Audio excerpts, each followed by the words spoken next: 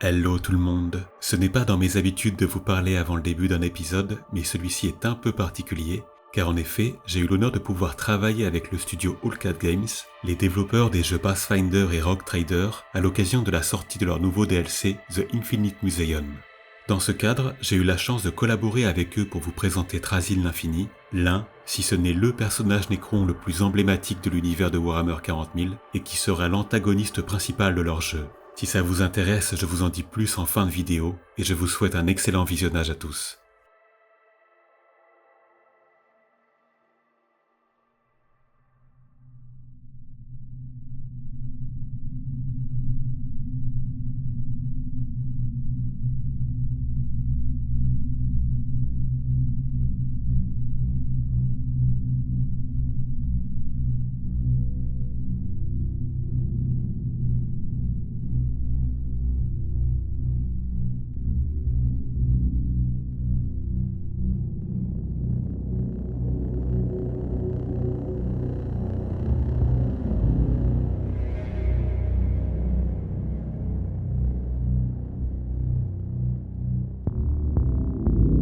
Il avait été là, il y a 65 millions d'années pour voir son peuple s'éteindre.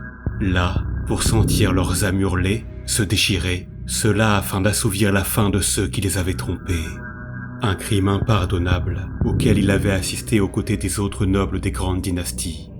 Depuis les balcons du palais royal, il avait ainsi vu. Il avait vu les cohortes de ses semblables progresser lentement à travers les avenues de la nécropole. Une procession pathétique, interminable, qui avait duré des jours, des semaines entières. Toujours plus de ces misérables issus des castes inférieures arrivant à chaque instant. Un spectacle qui s'était répété, encore et encore. Une plèbe composée de corps difformes, décharnés, ravagés par les radiations, marchant péniblement sous ce ciel noir illuminé par l'éclat lointain d'un soleil mourant. Et ce bruit incessant, ces murmures intrigués s'élevant de la masse, les paroles réconfortantes de parents envers leurs enfants, les pleurs, les vociférations des gardes, l'insouciance des crédules. De gré ou de force, tous avaient répondu à l'appel de leur roi. Lui, l'observateur, ne haïssait pas son monarque pour ce qu'il avait fait, car Zarek avait cru qu'il pourrait libérer les siens de leurs tourments. Depuis qu'ils étaient nés, les Nécrontyres avaient été maudits par le destin. Maudits d'être nés sur ce monde les haïssant, sous cette étoile ayant souillé leur gène, les condamnant à mener une existence aussi éphémère que tragique. Quelques décennies, voilà tout. Quelques décennies passées aux côtés de leurs proches, à voir les êtres aimés disparaître les uns après les autres, consumés par les cancers, les tumeurs et 1000 autres maux les rongeant de l'intérieur. Quelques décennies, juste assez pour qu'ils connaissent la douleur et le chagrin, juste assez pour en comprendre l'absurdité. Mais même ainsi, ça n'avait pas été assez, car lorsqu'ils avaient enfin pu quitter les cieux de leur planète natale, ils n'avaient trouvé dans les étoiles que jalousie et envie. D'autres espèces, vivant, prospérant, épargnés par la souffrance. Une injustice intolérable. Mais pire que tout, avait été leur rencontre avec les anciens. Une rencontre où, à la fois subjugués et terrifiés, ils n'avaient pu que contempler leur grandeur et leur gloire. Pour avoir osé lever les yeux vers ces êtres supérieurs, pour avoir osé convoiter leurs secrets, leur châtiment avait été des plus terribles. Brisée, la souffrance était alors devenue plus intense, plus humiliante. Une souffrance à laquelle s'étaient joints le ressentiment et la haine. Cela avait été trop à supporter. Ainsi, le dernier des rois silencieux avait imploré l'aide des dieux, et les dieux lui avaient répondu. Ils lui avaient murmuré ce qu'il devait faire, et il l'avait fait. En échange de leur fidélité, les serviteurs d'Ectane obtiendraient ce qu'ils avaient toujours voulu, la force de reprendre le contrôle de leur destinée, la force d'en finir avec la malédiction les frappant, la force de se venger de tous ceux qui les avaient méprisés. Un pacte des plus alléchants pour des êtres n'ayant plus rien à perdre. Les Nécrontyres avaient alors tendu leurs mains vers les dieux des étoiles, les suppliant de tenir promesse, les suppliant de les délivrer. La suite, l'observateur aurait voulu l'oublier, l'effacer de sa mémoire. Un paradoxe pour un être tel que lui. Mais même s'il l'avait voulu, il ne l'aurait pas fait car telle était sa nature. Rien ne comptant plus à ses yeux que l'histoire et le souvenir. Ainsi, il avait assisté à la fin de cette pièce tragique, ne détournant pas les yeux, voyant ce qu'il n'aurait jamais voulu voir. Le voile du mensonge s'était déchiré et les Ktan avaient révélé leur véritable désir. Pour l'espèce qui s'était jetée à leurs pieds dans l'espoir d'être sauvée, ils n'avaient rien ressenti, nulle pitié, nulle miséricorde. Ils n'avaient vu que des faibles, tout juste bons à assouvir leur faim, à les distraire pour un temps. Mais, étrangement, la promesse fut tenue. À ces misérables qui avaient souhaité être libérés, ils leur donnèrent un corps qui ne dépérirait jamais, un corps de métal, froid, puissant, robuste, leur procurant cette vitalité, cette vie éternelle qu'ils avaient tant convoitée. Mais un serviteur n'a qu'un seul but, obéir à son maître. Et pour cela, celui-ci n'avait nul besoin de sa volonté, nul besoin de penser. C'est avec amusement que les Ktan avaient révélé le véritable prix de ce marché, l'âme, les âmes de tous ceux qui avaient signé ce pacte, des âmes qu'ils dévorèrent, qu'ils savourèrent. L'observateur avait assisté à ce festin. Interloqué, il s'était approché ne sachant trop pourquoi. Il s'était approché et avait entendu les rires des dieux.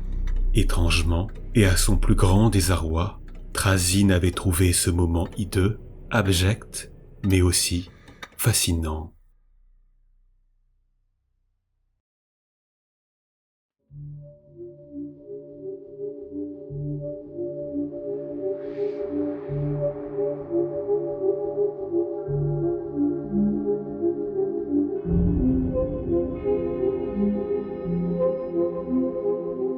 Peut-être avait-il eu une femme, un enfant, des amis, peut-être. De cela il n'avait aucun souvenir. N'était-ce pas là le comble de l'horreur, avoir aimé quelqu'un sans même pouvoir le savoir, sans même pouvoir s'en rappeler?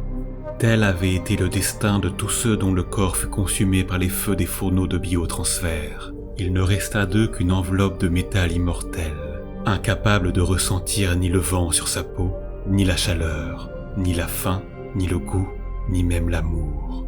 Une enveloppe de métal à laquelle on n'avait laissé qu'une part d'intelligence, juste assez pour servir, juste assez pour comprendre l'enfer auquel elle était condamnée, et cela pour l'éternité.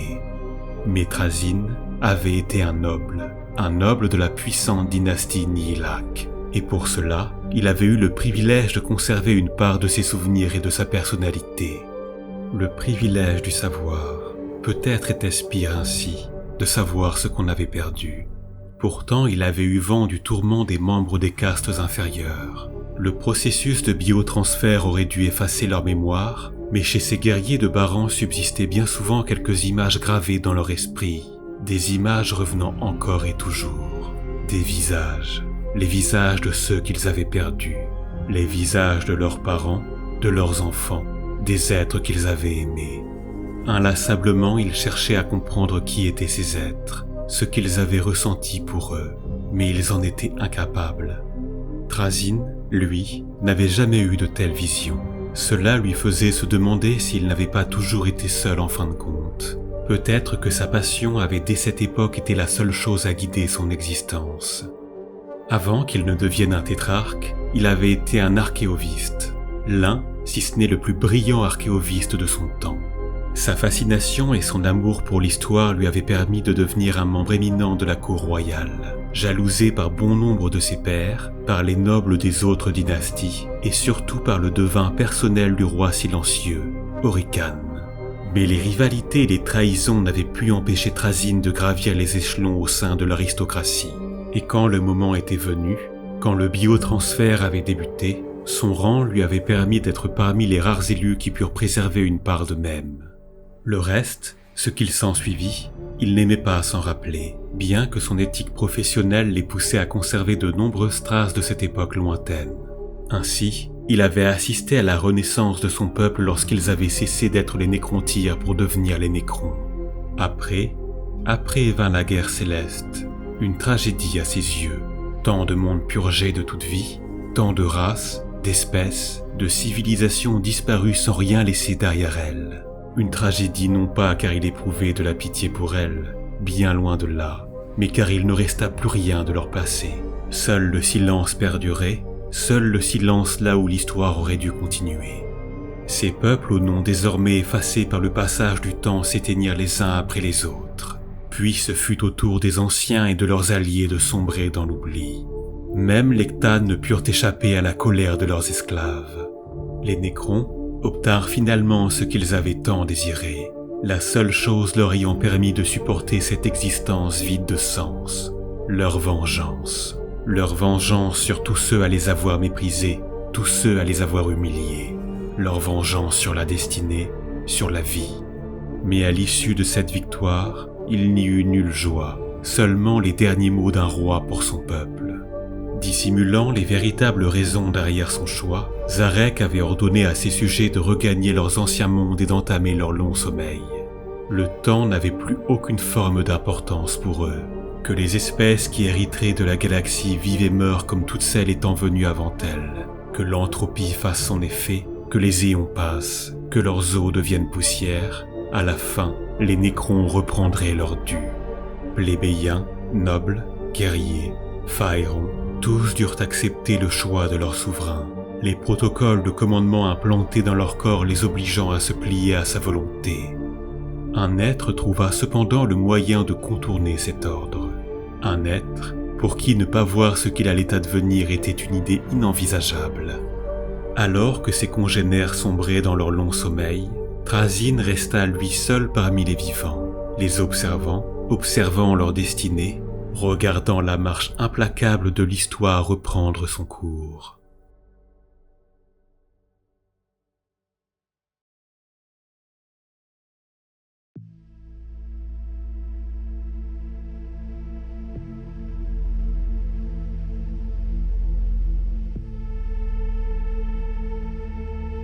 Des milliers d'années s'écoulèrent, des milliers d'années qui en devinrent des dizaines, des centaines, des millions.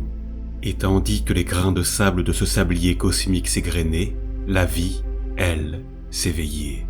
Des formes de vie qui pour beaucoup ne quittèrent jamais la surface de leur monde, qui s'éteignirent en s'autodétruisant dans des luttes fratricides, en faisant face aux cataclysmes, aux épidémies, au temps. Des royaumes apparurent, des empires se fondèrent, prospérant sur les vestiges de ceux qui les avaient précédés avant de s'effondrer à leur tour. Car toutes ces races, des plus insignifiantes aux plus prestigieuses, avaient toutes le même point commun. Toutes avaient été condamnées à disparaître, et toutes avaient cru pouvoir échapper à cette implacable fatalité. Elles avaient pensé être uniques, le centre de cet univers. Trazyn ne les méprisait pas pour cela, il les observait, fasciné. Il les regardait rejouer inlassablement la même scène, sans jamais comprendre que l'issue avait déjà été écrite. Toutes avaient placé leur foi dans la puissance de leurs armées, dans les promesses de leur science, dans la protection de leurs dieux. Ce besoin de croire, cela aurait pu le faire sourire, du moins s'il le pouvait encore. Oh oui, les dieux existaient, il les connaissait bien. Quel spectacle cela serait de voir les mortels les rencontrer. Il ne pouvait toutefois s'empêcher de contempler ces espèces inférieures, et même, avec un plaisir presque enfantin, de les admirer. Oui, la fin était déjà écrite, mais la manière d'y parvenir, elle, variait, et cela l'obsédait. Les mortels étaient insignifiants, prévisibles, et pourtant, parfois, il arrivait que certains franchissent une limite invisible, qu'ils défient les lois régissant l'univers. Un instant, un éclat, comme si quelque chose transparaissait à travers eux, le guerrier refusant de fuir alors que son instinct lui hurle de le faire, le martyr se sacrifiant pour autrui ou pour une simple idée valant plus qu'une vie, celui étant prêt à toutes les atrocités pour survivre, celui qui crée, qui façonne, qui fait jaillir l'impossible à travers son esprit, des anomalies, des fractures dans la banalité de l'existence, des instants sublimes. Des moments éphémères qui ne pouvaient pas, qui ne devaient pas être oubliés. Des moments destinés à être capturés, conservés, préservés. Une tâche que Trazyn prit grand plaisir à accomplir. Après avoir trompé les siens afin d'échapper au long sommeil, il était retourné sur Solemnas, le monde qu'il avait reçu en présent lors de la guerre céleste. Une planète d'obsidienne à la noirceur abyssale, une planète façonnée autour d'un noyau artificiel dont les continents étaient parcourus d'une infinité de galeries en reliant ces nécropoles. Un monument des plus sinistres autant qu'un tombeau, une merveille technologique érigée à la gloire des Nihilakh. Sous sa surface dormaient des dizaines de milliers de membres de cette dernière, sommeillant profondément, loin de tout, oubliés de tous. Ses semblables, Trazyn avait pris grand soin de ne pas les réveiller. Cela, il ne le ferait que lorsque son œuvre serait achevée. Une œuvre à la fois infinie et éternelle, faire de ce lieu un musée pour raconter à ses congénères l'histoire de la galaxie, pour leur montrer ce qu'ils n'avaient pu voir, tous ces peuples y ayant vécu, tous ces événements grandioses y ayant pris place. Ce moment où il dévoilerait sa création serait sublime, inoubliable, la trace qu'il laisserait dans l'éternité. Un musée à l'échelle d'une planète, un musée en constante expansion. Les nuées de scarabées canoptèques y creusant sans cesse de nouvelles galeries, étendant les entrailles de ce labyrinthe vers des profondeurs inconnues. Chaque tunnel ouvrant sur une nouvelle collection, chaque chambre sur un fragment d'histoire. Après des millions d'années, Trazyn ne connaît même plus l'étendue exacte de ce qu'il a accumulé. L'archéovore n'avait d'ailleurs quasiment jamais pris le temps de contempler sa collection, son attention étant toujours accaparée ailleurs par cette quête de nouvelles merveilles à découvrir. Tant de choses, tant d'objets, de spécimens qu'il doit préserver, une tâche lui offrant un plaisir sans fin, à jamais renouvelé. Oui, vraiment, une fois que son œuvre serait achevée, elle serait inoubliable.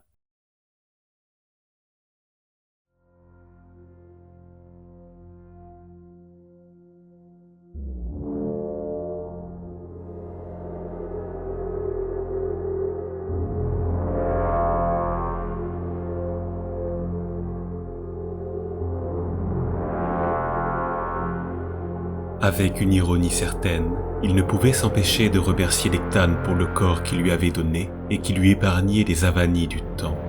L'éternité qui y était associée s'avérait en effet des plus précieuses pour observer les grains s'écoulant dans ce sablier où les événements dignes d'intérêt se succéderaient indéfiniment.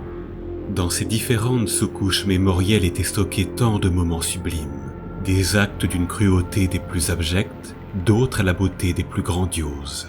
Tout cela le touchait au plus haut point, mais hélas, une pensée restait une pensée, à la fois éphémère et fragile.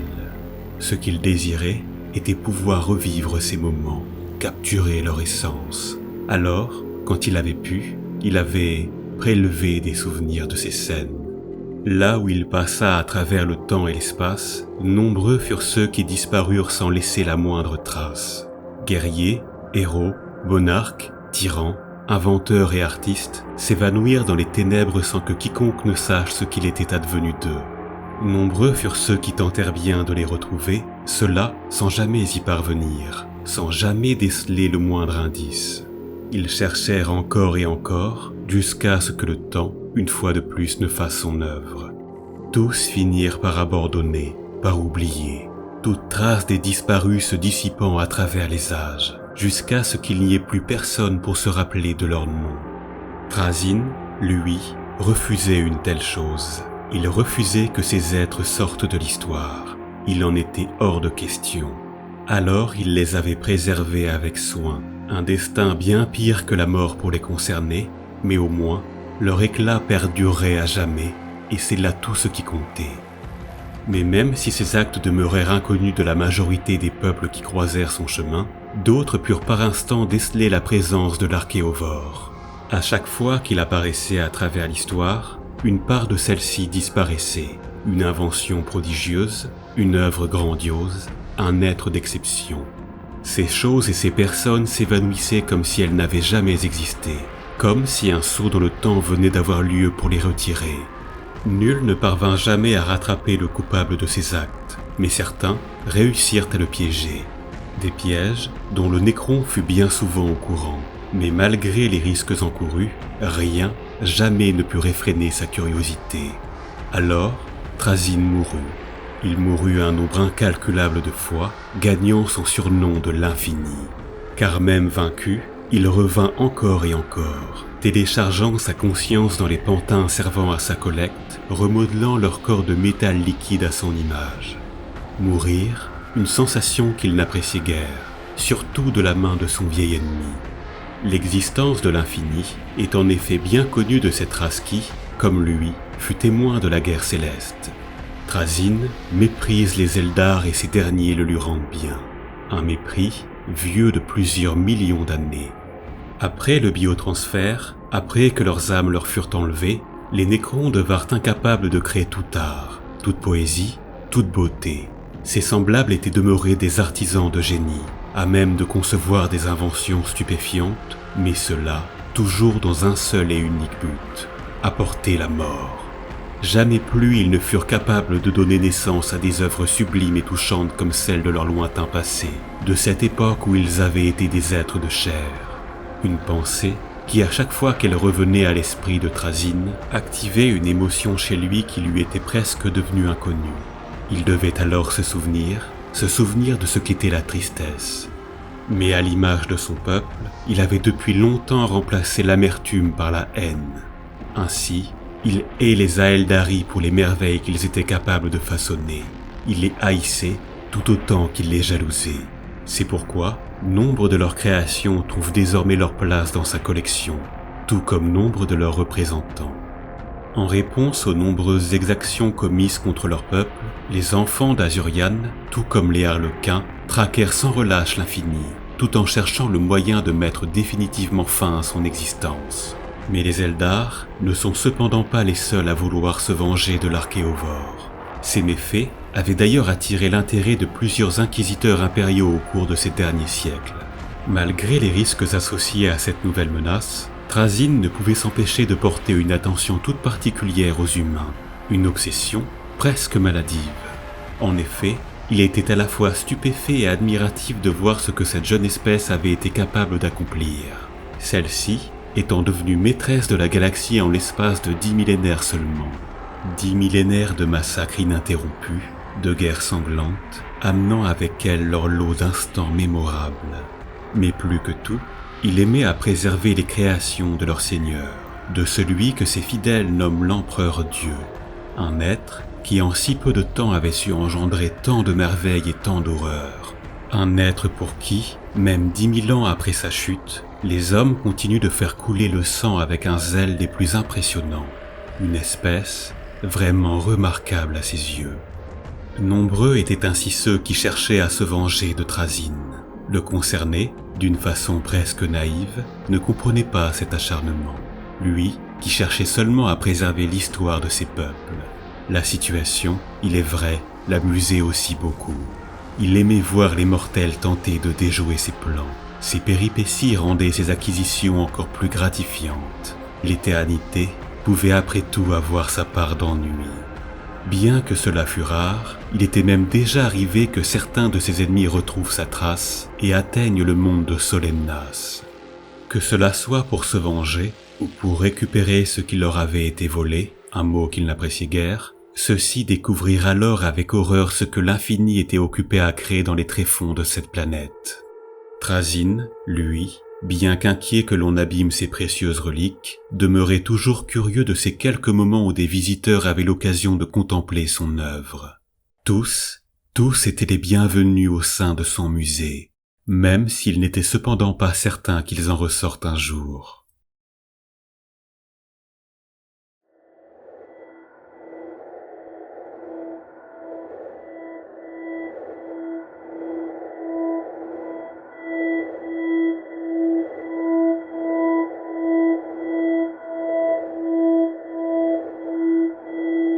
Ineffable. Aucun autre mot ne saurait prétendre décrire le sentiment éprouvé par ceux qui purent un jour pénétrer dans les profondeurs de Solemnas. Eldar, taux, humains ou représentants d'espèces depuis longtemps éteintes, tous furent saisis, subjugués par ce qu'ils découvrirent. Un lieu aux dimensions cyclopéennes, dont pourtant ils ne perçurent jamais qu'un fragment. Un lieu à la fois stupéfiant et sordide, empreint d'une beauté froide, presque irréelle. Aucun bruit, aucun son, aucun écho. Seulement ce sol poli, immaculé, s'étendant à l'infini, se perdant dans des abîmes que nul regard ne pouvait embrasser. Ici, le temps paraissait se dissoudre, l'espace lui-même perdait toute cohérence. Passer une seule journée en ces lieux aurait suffi à briser l'esprit de la plupart de ces visiteurs qui, pour beaucoup, n'étaient jamais censés s'y trouver. Arpenter ces galeries de marbre noir, veinées d'une roche au reflet de jade diffusant une lueur spectrale, relevait de l'expérience onirique ou du cauchemar. Pourtant, quelque chose flottait dans l'air, une présence diffuse, insaisissable, une certitude plus qu'une sensation, celle que ce lieu était dangereux. Mais nulle défense, nulle garde ne pouvait être aperçue. Par endroits, ces allées traversaient des pièces si vastes qu'elles semblaient dénuées de plafond. Des salles gigantesques, ouvrant sur d'autres passages, d'autres abysses. Et au milieu de celles-ci, trônaient de sublimes piédestaux finement ouvragés, tous baignés de cette même lueur verdoyante, et où, au-dessus de chacun d'eux, flottant à quelques centimètres de leur socle, reposaient des artefacts issus d'époques et d'espèces différentes. Même les plus grands magos de l'Adeptus Mechanicus n'auraient pu déterminer l'origine que d'une partie infime de ces prodigieuses créations.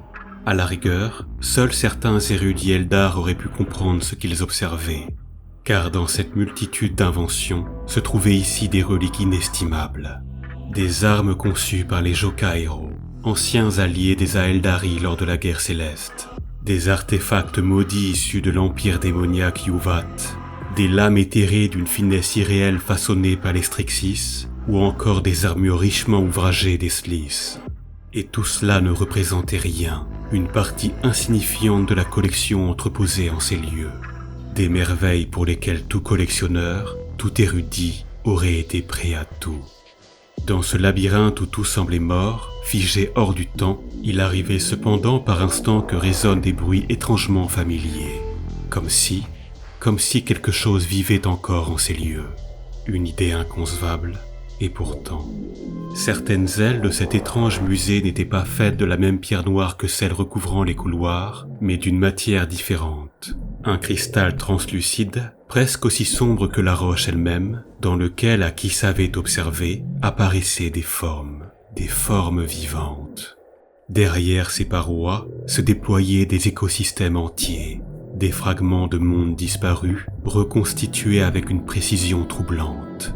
Faune, flore, atmosphère, et au cœur de ces environnements, la vie. Des espèces entières évoluaient là, en captivité, poursuivant leur existence sans jamais soupçonner leurs conditions, ignorant n'être que des curiosités.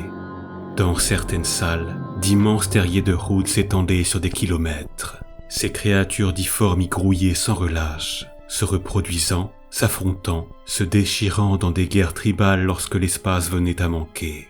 Ailleurs, dans un calme presque irréel vivaient des formes simiesques, des bipèdes aux membres puissants, aux regards encore hésitants, comme suspendus à l'aube de leur propre conscience.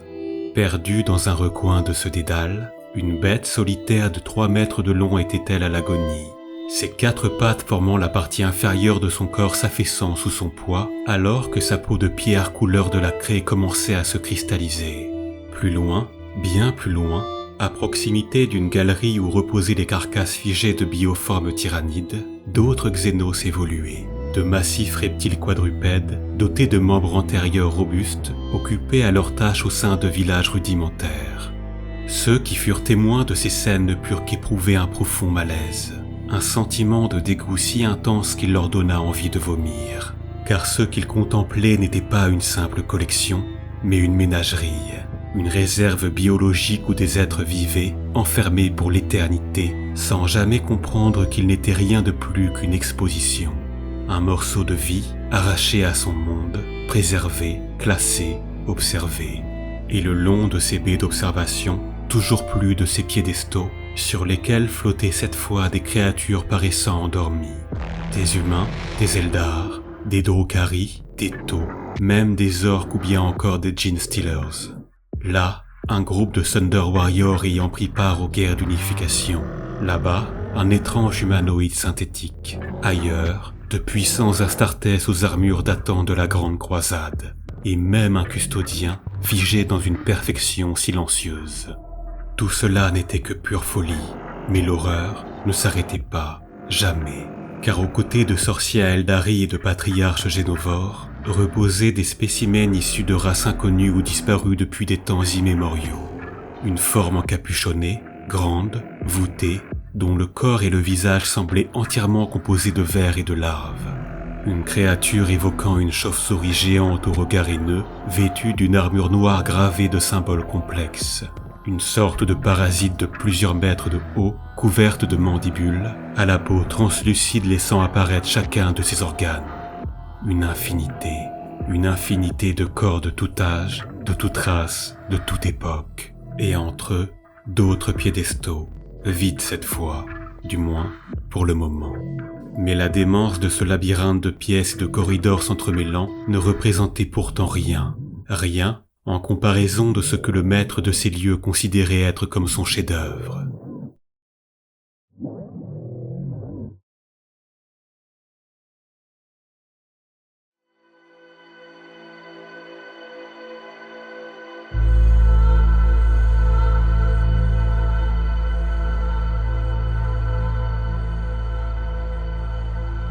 Pour Trazyn, observer les visiteurs qui parvenaient à pénétrer son musée avait toujours été une source de fascination. Bien que ces intrusions furent rares, surtout à l'échelle de ces millions d'années d'existence, chacun de ces instants avait été précieusement enregistré dans sa mémoire, classifié, parfois même revisionné afin d'analyser ce que ces mortels avaient ressenti. Le panel de ces réactions variait toutefois peu, il ne variait jamais en réalité. La stupeur chez certains, la fascination chez d'autres, l'incompréhension, souvent du dégoût aussi, parfois même une curiosité morbide.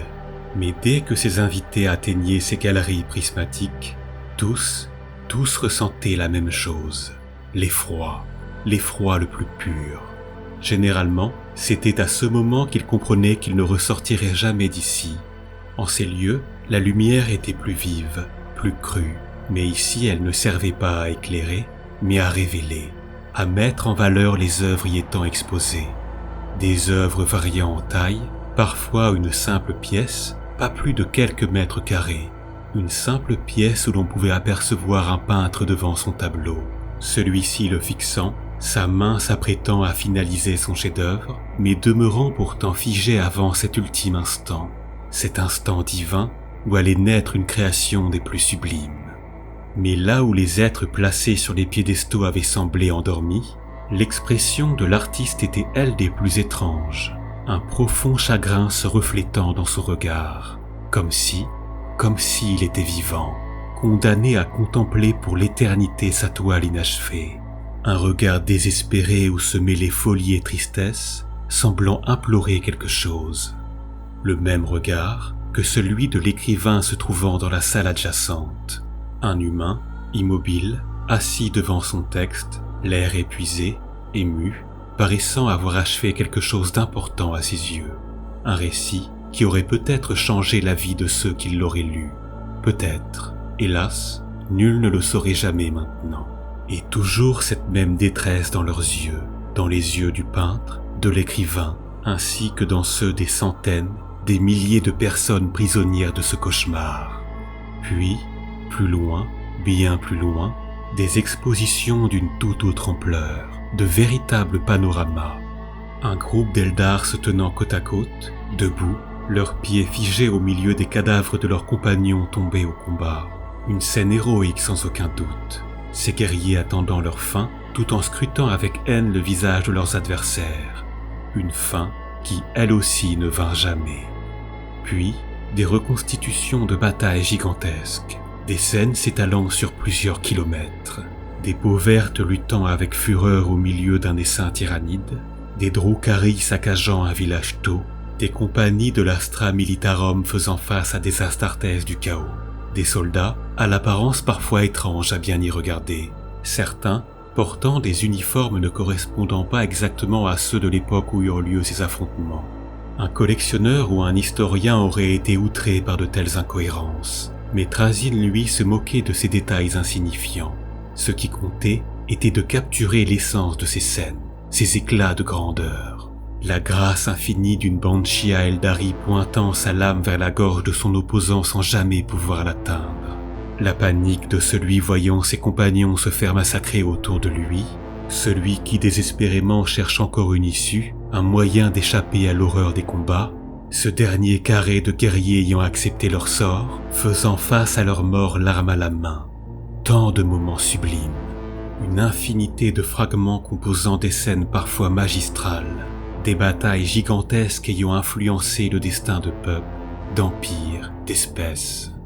Mais parmi toutes ces galeries, il y en avait une que Trazyn n'aimait pas arpenter. Pourtant, il avait dû la construire, il l'avait fallu. Une aile entière, immense, destinée à retracer l'histoire de la guerre céleste. Une succession de panoramas tous plus impressionnants les uns que les autres. Ici, de sublimes combattants Eldar de cette époque. Là, un chef de guerre Krork de 10 mètres de haut. Des guerriers Nécrons, un corps fossilisé d'Enslaver, ainsi que d'autres représentants d'espèces disparues depuis bien longtemps maintenant. Et au bout de ce couloir, là où tout avait commencé, une pièce. Une pièce qui mettait toujours mal à l'aise l'infini, alors même que celui-ci ne devrait plus ressentir de telles émotions. Une pièce remplie de mannequins semblant avancer pitoyablement vers leur destin, une foule d'entre eux se pressant les uns contre les autres. Des mannequins sur lesquels il avait disposé des vêtements d'un autre âge, d'un autre temps, des reliques, des armures anciennes. Mais jamais il n'avait pu retrouver un seul membre de cette espèce encore en vie. À chaque fois qu'il venait ici, il s'immobilisait devant cette scène, la contemplant durant de longues minutes, ressentant une sensation dont il avait oublié la signification depuis longtemps. Des mannequins. Voilà tout ce qu'il avait trouvé pour représenter les siens, pour représenter le grand peuple qu'avaient été les Nécrontyres. Vraiment, il n'aimait pas marcher en cet endroit.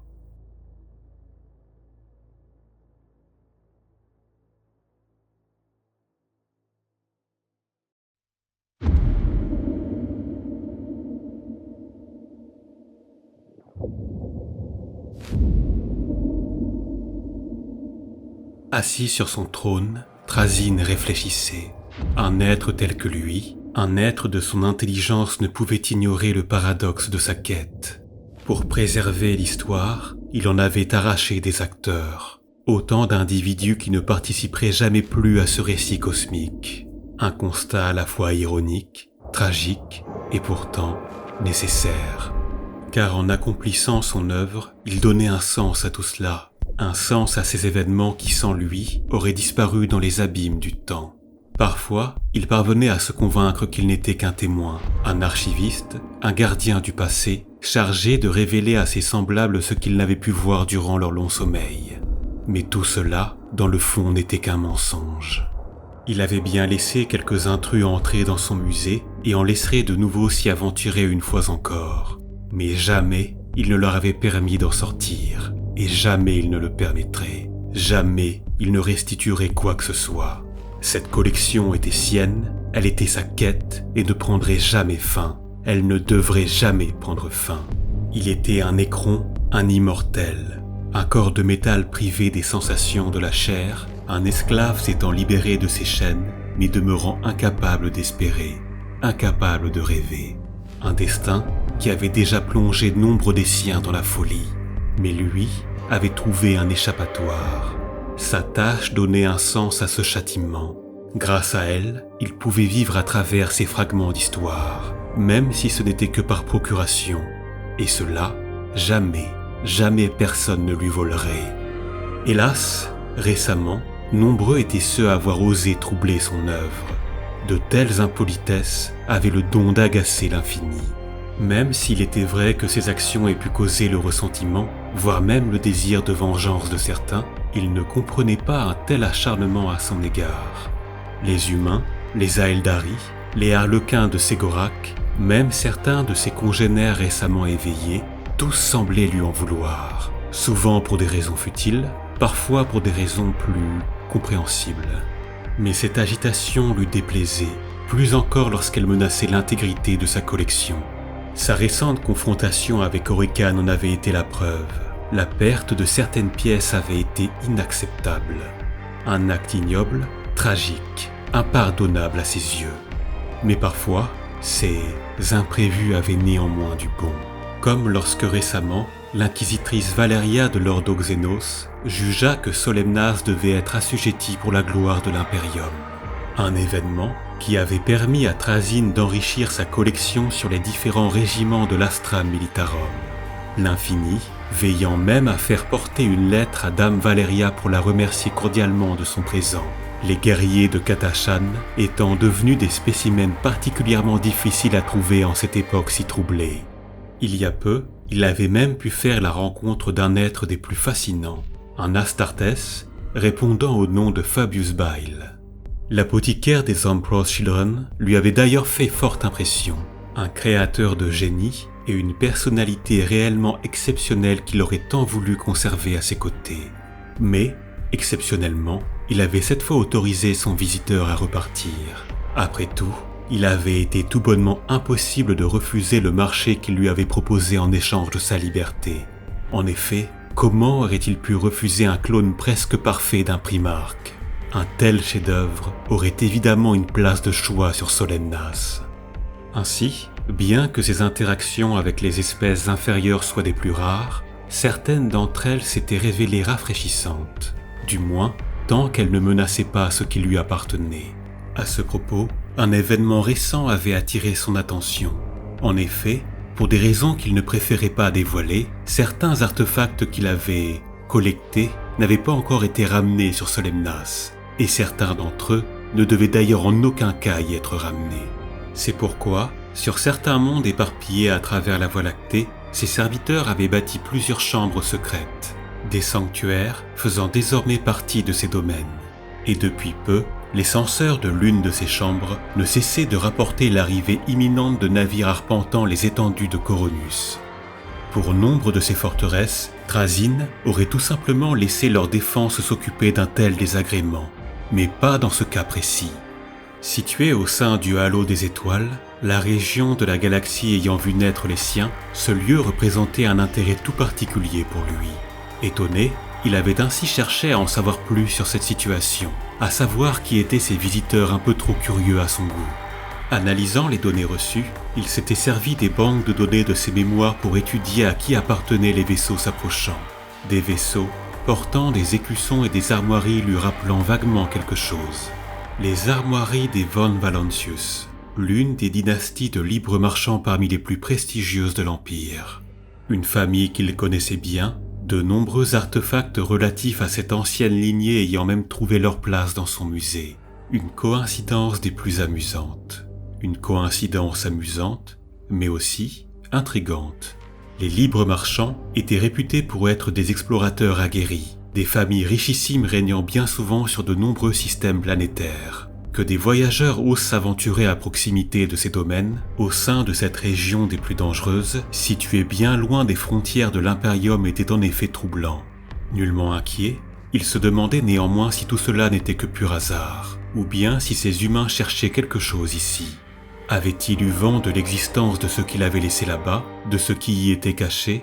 Non, une telle chose était improbable. Et pourtant, si ces intrus convoitaient ce qui était sien, alors leur impertinence ne resterait pas impunie. Légèrement agacé de devoir interrompre ses travaux, Trazyn partit ainsi vers le halo des étoiles pour résoudre ce contretemps des plus inopportuns. La curiosité sans limite des races inférieures avait parfois le don d'être irritante. Cependant, il pourrait toujours reprendre l'acquisition de la prochaine pièce de son musée ultérieurement. Après tout, le temps n'était pas une ressource qui lui faisait défaut. Et puis, dans le pire des cas, rencontrer le descendant des Von Valancius serait en soi l'occasion d'enrichir sa collection sur cette famille.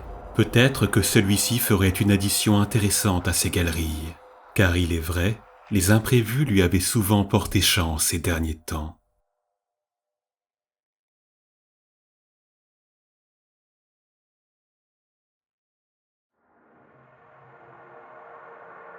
Merci à toutes et à tous d'avoir regardé cet épisode, qui est le premier de mon nouveau format un peu plus court, qui je l'espère viendra s'intercaler entre les plus grosses vidéos de la chaîne. Et comme je vous l'expliquais en introduction, Pour celui-ci, j'ai eu le privilège de travailler avec le studio All Cat Games, et je vous avais dit que je ne ferais des collaborations commerciales que si elles avaient du sens pour moi. Et là vraiment, c'était une occasion rêvée, parce que All Cat m'a laissé une liberté totale dans la création de l'épisode, sans aucune contrainte, avec pour seul objectif de présenter Trazyn au public français, avant la sortie de leur nouveau DLC The Infinite Museum. Et ensuite, pourquoi j'ai accepté? Eh bien tout simplement parce que c'est un studio que j'apprécie sincèrement. Leur travail, que ce soit sur Pathfinder ou Rogue Trader, est je pense reconnu par tous pour sa grande qualité. Et donc vraiment c'était un vrai plaisir pour moi de m'associer à eux, du moins de m'associer à mon échelle, de m'associer avec des personnes aussi talentueuses et passionnées. Et donc, si vous avez apprécié cet épisode, si le personnage de Trazyn vous a intrigué, eh bien sachez que vous pourrez découvrir la suite de son histoire directement dans ce DLC qui sort aujourd'hui même. Et dans ce jeu, eh bien, vous suivrez le descendant de la dynastie Van Valancius et ses compagnons dans leur expédition au cœur des étendues de Coronus. Évidemment, ils croiseront la route de l'infini, et comme vous vous en doutez, une rencontre avec un tel personnage aura forcément des conséquences des plus importantes sur les événements du jeu. Mais je ne vais pas vous en dire plus pour ne pas vous spoiler. En tout cas, moi j'ai pu tester de mon côté en avant-première, et vraiment All Cat a encore fait un travail remarquable, notamment sur la mise en scène et l'écriture du personnage de Trazyn, qui comme vous avez pu le voir est une figure à la fois complexe et vraiment très unique dans l'univers de Warhammer 40 000. Donc oui, vraiment félicitations à eux pour leur travail, merci de m'avoir contacté pour me proposer cette collaboration, et merci à vous de m'avoir regardé, de m'avoir écouté, merci pour votre soutien. Je vous dis à bientôt, je vous souhaite une excellente fin de soirée. Allez, ciao tout le monde.